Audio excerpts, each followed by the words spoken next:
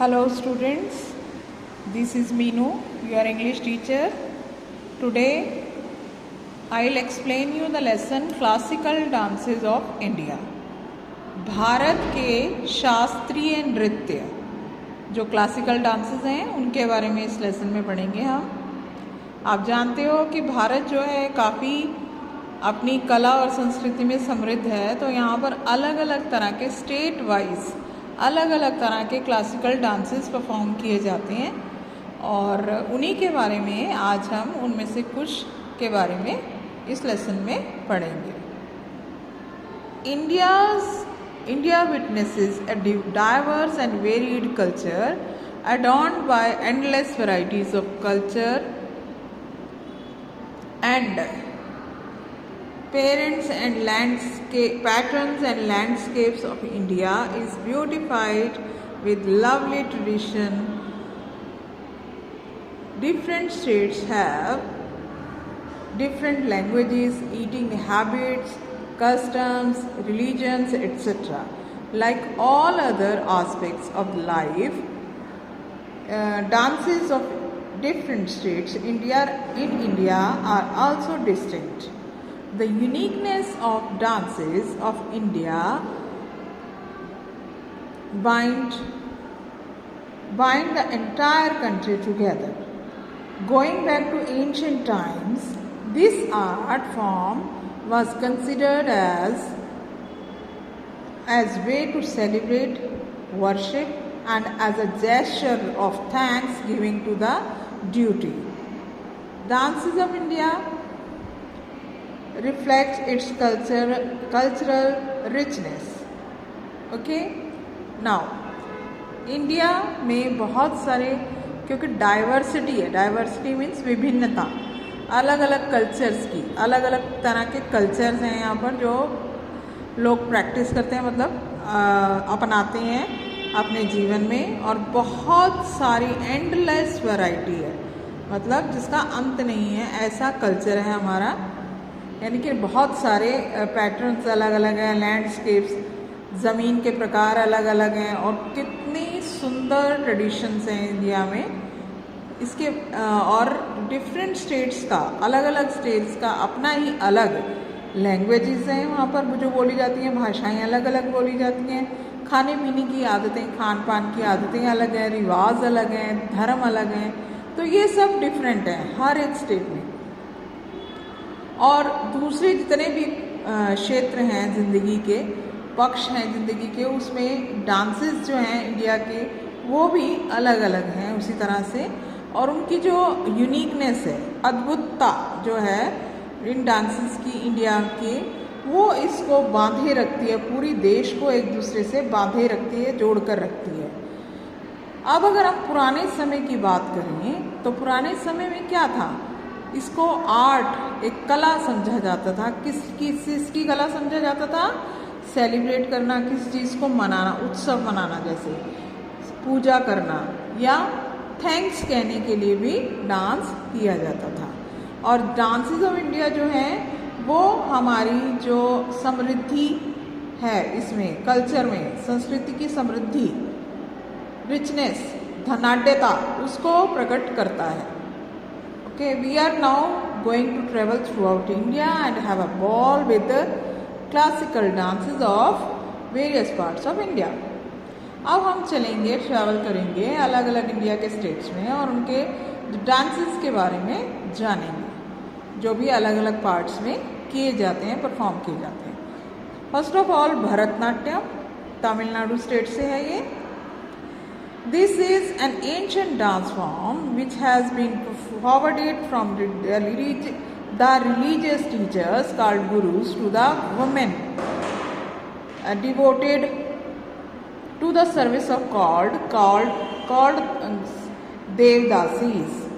अब ये जो डांस फॉर्म है ये एक धार्मिक नृत्य था जो कि औरतों को ही दिया जाता था, सिखाया जाता था उनके गुरुओं के द्वारा। और ये किस लिए होता था? सिर्फ ये भगवान के सामने परफॉर्म करने के लिए होता था, और जो वो विमेन होती थी जिनको ये सिखाया जाता था उन्हें कहा जाता था devadasis. These Dance forms were only performed in the sacred environment and of the temple only. It took the time of about 7 years to impart the training of Bharatnatyam to the Devdasis. तो ये जो dance था ये सिर्फ मंदिर के जो पवित्र वातावरण में ही किया जाता था और इसको सीखने में, इसको प्रोवाइड करने के लिए एक देवदासी को लगभग 7 साल लग जाते थे. नेक्स्ट कुचिपुड़ी डांस आंध्र प्रदेश से है ये this dance form is a dance. This dance form is a dance drama associated with Sanskrit theatrical called Bhagwas Mela Natakam. In this dance form, the actors sing and dance the whole story. This dance form is a blend of folk and classical dances. This is why the technique is has great freedom and fluidity. This dance was performed as an offering in the temples of Nellore. अब देखिए ये जो Kuchipudi dance है ये एक dance form है. ये जो है इसमें गायन और नृत्य दोनों का संगम है. मतलब गाया भी जाता है, जो एक्टर्स होते हैं जो परफॉर्म करते हैं वो संस्कृत थिएटर से संबंधित है ये, तो वो डांस भी करते हैं और गाते भी हैं. गाते हुए वो एक स्टोरी सुनाते हैं और जो इनकी जो इसे ये कहा जाता है भागवत मेला नाटकम. इसे भागवत मेला नाटकम भी कहा जाता है और इसमें स्टोरी सुनाई जाती है, कोई ना कोई जो माइथोलॉजिकल स्टोरीज होती हैं, धार्मिक कथाएं, उनको सुनाया जाता है, उस परफॉर्म किया जाता है.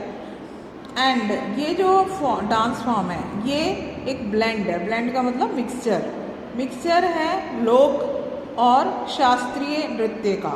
ठीक है, और ये जो है ऐसी टेक्निक है, इसमें काफ़ी उनको फ्रीडम है, आज़ादी है और फ्लूडिटी, मतलब एकदम सहज भाव से ये किया जाता है. ठीक है, ये जो है नेल्लूर के मंदिरों में ज़्यादातर परफॉर्म किया जाता है.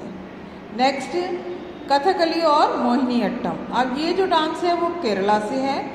Kathakali literally means story play. Kathakali का वैसे मीनिंग जो है, शाब्दिक अर्थ, वो है स्टोरी प्ले. स्टोरी हो जिसमें ऐसा कोई नाटक. और ये जो स्टोरीज होती हैं वो स्पेशली डिज़ाइन की जाती हैं to depict the victory of good over falsehood और बैड. क्या दिखाने के लिए कि बुरे कर्मों की, बुरे चीज़ों की अच्छाई पर विजय.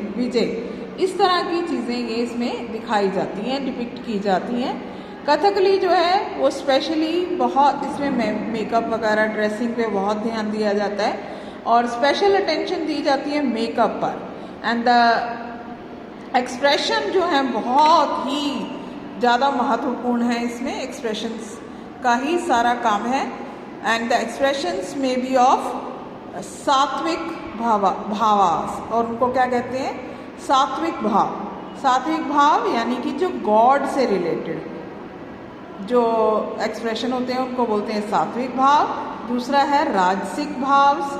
ये जो है हीरोइक, जिसमें बहादुरी वगैरह का कुछ दिखाया जा रहा हो, तो उनको कहते हैं राजसी भाव. और मैलिशियस एक्सप्रेशन होते हैं जो जिसे कहते हैं तामसिक भाव. तामसिक मतलब उसमें आएंगे, तामसिक भावों में आएगा घृणा, नफरत, बुराई, इस तरह से जो होते हैं ना, जो कि दैत्य गुण को प्रकट करते हैं. ठीक है, और स्लो एंड मीडियम स्टेप्स जो इसमें लिए जाते हैं और काफ़ी, ताकि डांस जो है वो हो सके अच्छे से. और स्पेस एडिक्वेट, इसके लिए प्रॉपर जगह चाहिए. इसको जो ये भाव होते हैं उनको परफॉर्म करने के लिए, उनमें अच्छे से उसको व्यक्त करने के लिए पूरी खुली जगह वगैरह भी इसके लिए चाहिए. So that's all for today. We will continue the remaining lesson in the next class. Please read the lesson. Thank you. and attend live classes also.